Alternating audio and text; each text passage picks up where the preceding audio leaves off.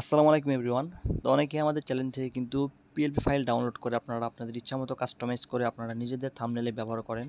তো অনেকে এই সমস্যায় পড়ে থাকেন, সেটা হচ্ছে আপনারা যখন পিএলপি ফাইলটা ডাউনলোড করেন, আমরা যে ফন্টটা ব্যবহার করে আপনাদেরকে ডিজাইনটা শেয়ার করি, আপনারা যখন পিক্সেল অ্যাপসে ডিজাইনটা অ্যাড করার পরে আপনাদের কি হয়, এই ফন্টগুলো কিন্তু এলোমেলো হয়ে যায়, ফন্টগুলো অ্যাকুরেট থাকে না, আলাদা হয়ে যায়।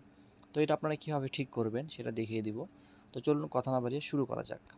তো আপনারা চাইলে এখান থেকে ফন্টে ক্লিক করার পরে আপনাদের পিক্সেল অ্যাপসের মধ্যে থাকা যে কোনো ফন্ট ইউজ করে এটাকে ঠিক করে নিতে পারেন।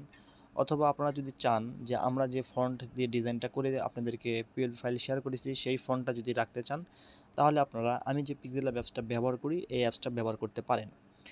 কেননা আমি যে পিক্সেল অ্যাপস দিয়ে ডিজাইন করে আপনাদেরকে ফাইলটা শেয়ার করি, ফাইলটা শেয়ার করার পরে আপনারা যখন পিক্সেল অ্যাপসের অন্য ভার্সনটা ব্যবহার করেন, তখন কি হয়, এই ফাইলটা যখন আপনারা ওই পিক্সেল অ্যাপসে ওপেন করেন তখন এই ফন্টগুলো এলোমেলো হয়ে যায়। এই হচ্ছে বিষয় আর কি।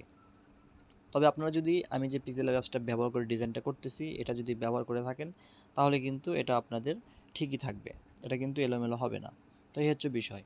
আর আপনারা যদি চান যে না পিক্সেল অ্যাপস আপনারা পাল্টাবেন না, তাহলে আপনারা যে কাজটি করতে পারেন, জাস্ট ফন্ট অপশনে এসে এখান থেকে আপনাদের পছন্দ অনুযায়ী যে কোনো একটা ফন্ট এখান থেকে খুব সহজে আপনারা সিলেক্ট করে এটাকে চেঞ্জ করে নিতে পারেন। তো আমার মতে এটাই আপনাদের জন্য বেস্ট হবে। কেননা ওই অযথা পিক্সেল অ্যাপস এলোমেলো করার থেকে আপনারা এখান থেকেই খুব সহজে ফন্টগুলো চেঞ্জ করে আপনাদের ইচ্ছামতো কাস্টমাইজ করে নিতে পারবেন। তো এই বিষয়টা অনেকে জানতে চেয়েছিলেন, তো এই জন্য আজকের ভিডিওটা করা। আর আপনারা কোন ধরনের ভিডিও চান সেটা কিন্তু অবশ্যই আমাদেরকে কমেন্ট করে জানাবেন। ইনশাআল্লাহ পরবর্তী ভিডিওটা হবে আপনার কমেন্টের ভিত্তিতে। তো সবাই ভালো থাকবেন, সুস্থ থাকবেন। আজকে ভিডিও এখানে শেষ করতেছি। সবাইকে আল্লাহ হাফেজ।